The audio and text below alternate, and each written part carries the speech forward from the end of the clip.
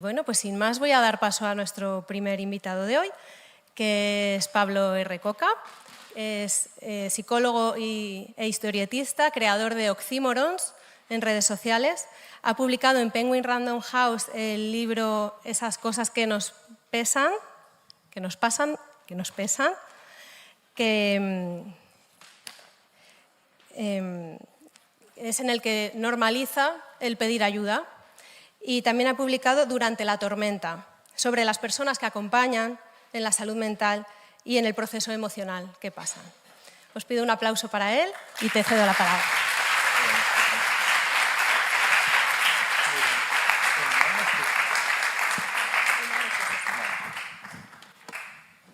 Vale.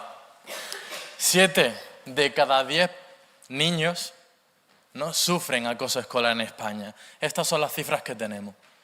O sea, de 2021 a 2022, en solo un año, fueron más de 11.000 niños y jóvenes, ¿no?, chavales, que sufrieron acoso escolar, que sabemos, ¿no?, porque puede haber muchos casos que no se hablan, que no se dicen, que normalizan vivir acoso escolar porque es lo que le ha tocado, ¿no?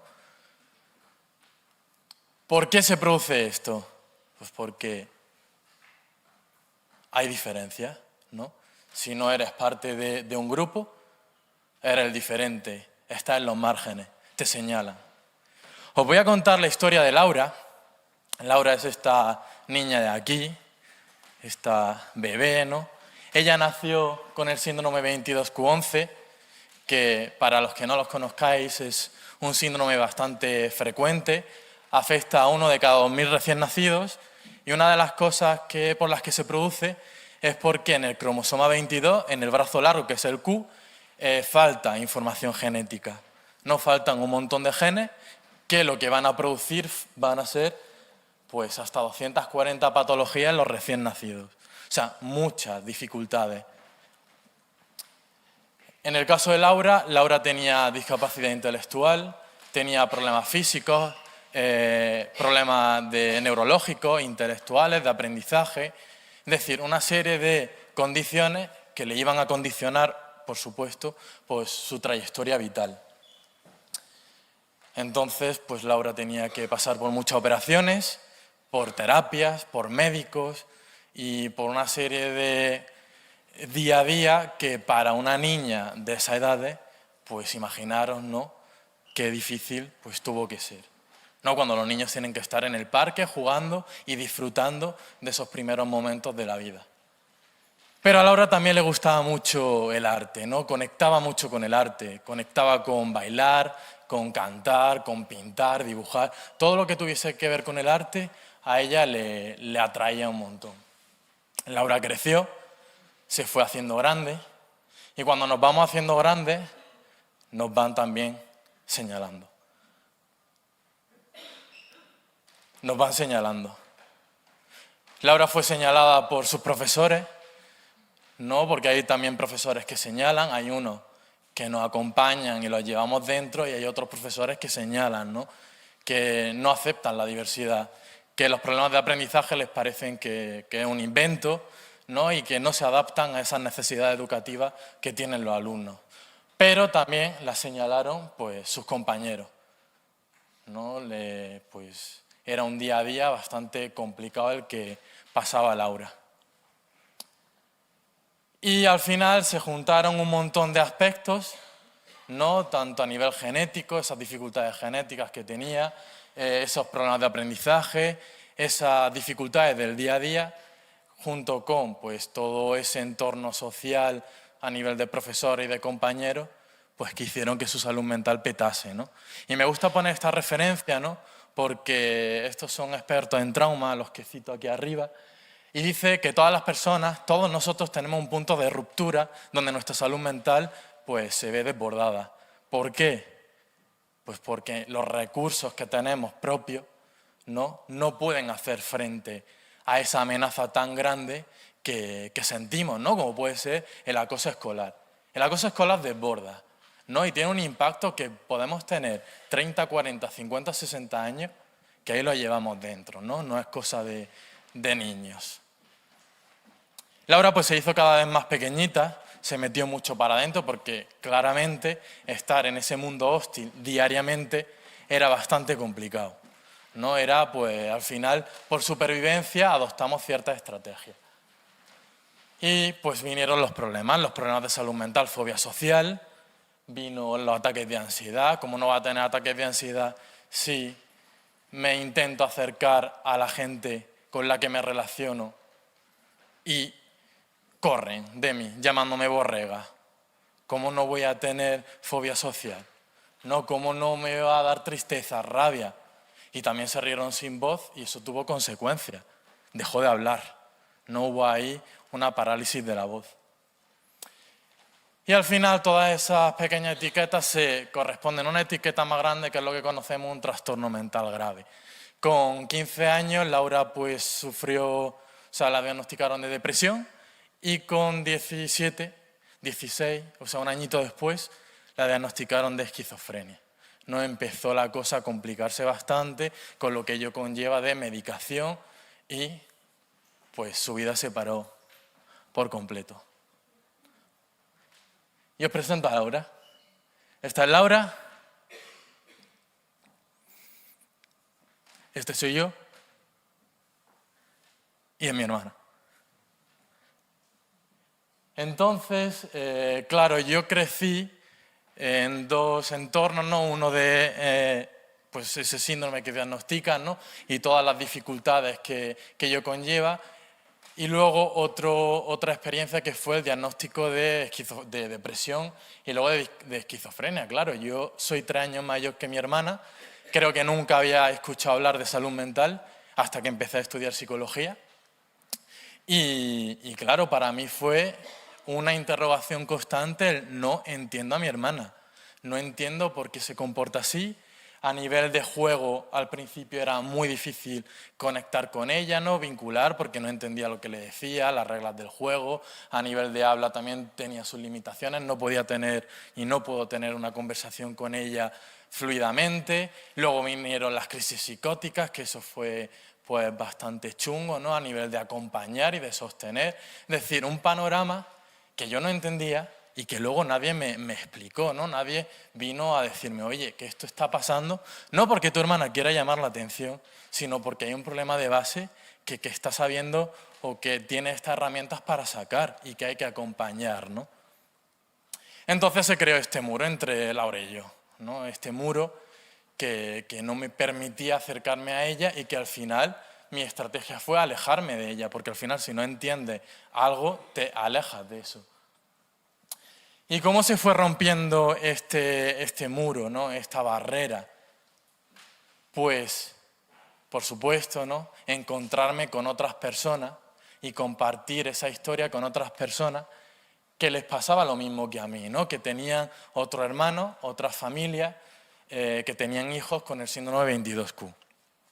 Este fue un encuentro que hicimos, yo ahí tenía 17 años, y fue un encuentro que hicimos en Andalucía con la asociación 22Q Andalucía. Entonces ahí fue la primera vez que yo conocí a otras personas, ¿no? Que tenían la problemática de mi hermana y, bueno, pues fue la primera vez que dije, no estoy solo. No, qué importante eso para nosotros cuando estamos pasando por alguna problemática de cualquier cosa. Laura tuvo que cambiarse de colegio a un colegio de educación especial corriendo, ¿no? En mitad de curso, porque la cosa se fue bastante de madre, ¿no? La cosa agravó bastante. Estuvo 3 añitos en ese colegio de educación especial, no remontó y ya vino la pandemia, ¿no? Vino ese momento en el que nuestra vida se paralizó. Claro, ella tenía una rutina, más o menos se había hecho a ella, y cuando la rutina se paró por completo, su sintomatología aumentó bastante, ¿no? Hay otros casos que no, que la sintomatología pues mejoró o se quedó igual. En el caso de mi hermana empeoró mucho. Esas voces negativas aumentaron muchísimo, esas crisis, el panorama fue bastante complicado. Entonces en esos momentos, para yo conectar con ella, para yo vincular con mi hermana, como he comentado al principio, a ella le gustaba mucho el arte y al final fue el mecanismo, ¿no? La vía en la que yo tuve para conectar con ella. Así puse la mesa del salón, ¿no? Pues poníamos la mesa del salón cada día con acuarelas llena de cosas, pero ojo, que aquí yo podía compartir 15 minutos con ella, no más. Porque cuando hablamos de problemas de salud mental, yo al principio me frustraba mucho, pero luego entendí que cuando hablamos de problemas de salud mental, nuestra capacidad de atención, pues también es un esfuerzo estar 15 minutos. Imaginaros que estáis 2 horas haciendo acuarelas, pues acabáis de la acuarela hasta ahí, ¿no? Pues esos 15 minutos perfectamente para mi hermana podrían ser 2 horas, ¿no? Entonces va aceptando esas pequeñas condiciones, ¿no? Y ese pequeño ritmo que te va marcando ella. En todo este proyecto que hicimos, ¿no? De pintar y dibujar en pandemia, que está haciendo un hipopótamo, pues surgió esta viñeta, ¿no? Esta fue una de las primeras viñetas que yo hice junto a ella y que luego subí a redes sociales con el nombre de Oxímorons, ¿no? En abril de 2020, que luego se convertiría en estos 2 personajes, porque a mí la viñeta me gusta, pero también me gusta mucho esa capacidad narrativa, ¿no? Y ese juego que me da Oxy, que es el personaje que veis con la nariz puntiaguda, y Morons, que es el alien, ¿no? Y a través de ellos construyo narrativa en torno a la salud mental. Y bueno, pues el arte fue esa forma en la que yo pude acercarme a mi hermana, ¿no? Y pude entenderla y sobre todo, y lo más importante, ¿no? Y que han comentado aquí, construir esa red, ese vínculo que yo no tenía con ella, porque no encontraba la forma de acercarme a ella, porque todo lo que había intentado antes no funcionaba. Pero también me ayudó, ¿no? Ese proyecto en cuarentena me ayudó a conectar con lo que me atravesaba, a compartir todas esas cosas pues que yo veía importantes, y al final en todas esas crisis emocionales que tienes que sostener a esa persona que lo pasa mal y que pueden durar hasta ahora, eso también tiene un impacto en las personas que acompañamos. Y bueno, mi forma de depurar y canalizar eso fue pues este proyecto. Tiene una comunidad bastante grande, ¿no? Porque aparte de conectar con mi hermana, de conectar conmigo, conecto con vosotras, ¿no? Con una comunidad pues que también le pasan las cosas que yo voy contando y que de alguna forma estas viñetas le acompañan en su proceso, ¿no? Y bueno, pues es bastante guay.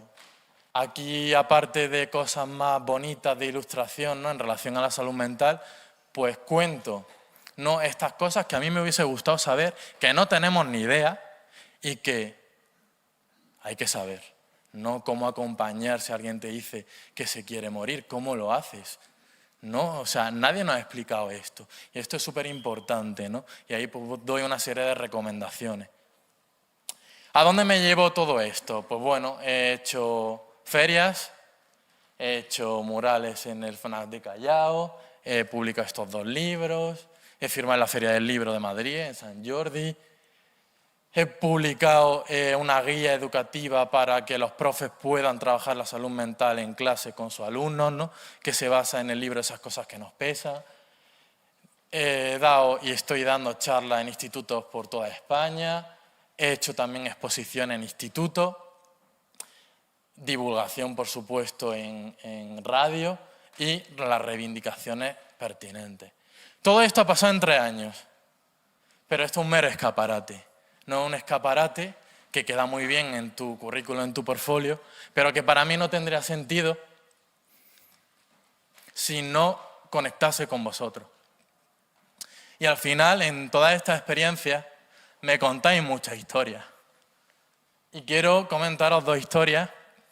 Una fue en un instituto, ¿no? Donde hice esta exposición y me vino un chaval diciéndome que se sentía reconocido en esta viñeta. Y esta viñeta dice: prefiero pasar los recreos encerrado en el baño que salir al patio. Él no podía expresar esto. Él no podía comunicar esto ni era consciente de esto. Simplemente son mecanismos que adoptas, que no te planteas y que dices, pues bueno, pues esto es lo que me ha tocado, ¿no? Y a través de que se sintió identificado en una viñeta de estas, pues pudo pedir ayuda, ¿no? Y se pudo hacer cosas. O, por ejemplo, en la feria, en la firma de libros de Madrid, en el FNAC, pues pasó esto, si me hace caso, y fue que un chaval vino a mí, ¿no? Vino con su madre, con su padre y con su profesora. Y me dio esto, está costando que salga lo que es esto, y esto fue... Si la podéis pasar vosotros, pues también.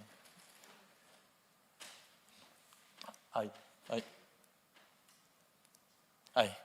Me dio esta lámina que había hecho él, ¿no? Donde me dibujó a mí, ese es mi personaje, y se dibujó a él, ¿no? Y se fue presentando. Según la profesora, este chico, no me contaba que este chico pues tiene autismo y que es la profesora que lo acompaña, ¿no? En ese aula especial y está día a día con él, y que la profesora sabía que le pasaba algo, pero no sabía qué le pasaba, no accedía a ese mundo emocional que él tenía. Y al final encontró una herramienta muy potente que fueron los cómics, le enseñó mi primer cómic, el de esas cosas que nos pesan, conectó con la historia y me quiso regalar, ¿no?, lo que le estaba pasando, y bueno, pues ahí los dos personajes hablan y se expresan, ¿no? O sea, el poder del arte para hablar sobre aquello que no podemos decir con la palabra, ¿no? Ya sea identificándonos con algo que vemos o porque algo que vemos nos remueve y puede empezar a salir. Esta es la viñeta centro del proyecto, ¿no? Porque fomenta los vínculos, porque yo reivindico mucho esos vínculos, porque al final una de las cosas más importantes para nuestra salud mental son estos vínculos, ¿no? Cuidar aquello que quiero ver crecer. ¿Y sabéis qué necesitamos para esto? ¿Qué necesitamos para cuidar aquello que queremos ver crecer? Tiempo. No estamos en una época o en un periodo en el que vivimos sin tiempo. Vamos corriendo a todos lados, vamos sepultando momentos y al final llega el día y ay, que no llamo a mi padre, que no llamo a mi madre, ay, que no llamo a mi abuelo, ay, ¿no? No hay tiempo. Vivimos deprisa, corriendo. Y esta viñeta es de mis favoritas, ¿no? Y al final, pues esa plantita, mañana te dedico tiempo, hoy he tenido un mal día, bueno, ya mañana si eso. Te prometo que mañana paso el día contigo, otra vez la plantita ahí, ¿no? Creo que no te estoy dedicando el tiempo que te prometí, y ya la plantita, pues, ya la veis, ¿no? Y al final, ojalá te hubiera dedicado tiempo antes, ¿no? Y esta ristra de viñetas la titulo Ojalá mañana no sea tarde, no porque mañana puede ser tarde. Y quiero que respiréis un poquito, no que son primera hora de la mañana, y que penséis en estas viñetas que os pongo. No esa nube, ese paraguas, esa lluvia que cae, esa persona que se protege por la lluvia. Gracias por estar. Seguramente os ha venido alguien a la cabeza, así que ahora quiero que ya estéis sacando los móviles, que saquéis los móviles, y si es posible, sacad los móviles. Hombre, sacad los móviles. Y a esa persona en la que habéis pensado, si es posible, le mandéis o esta viñeta o le escribáis gracias por estar, o me he acordado de ti, me quito, que si no voy a salir en... Lo que os apetezca, ¿no? Y aprovechéis este ratito que se tarda en 3 segundos, no para que esa persona pues empiece con ese mensaje vuestro, ¿no? Que muchas veces posponemos y posponemos y posponemos. Porque, ojo, esto podemos ser también nosotros mismos.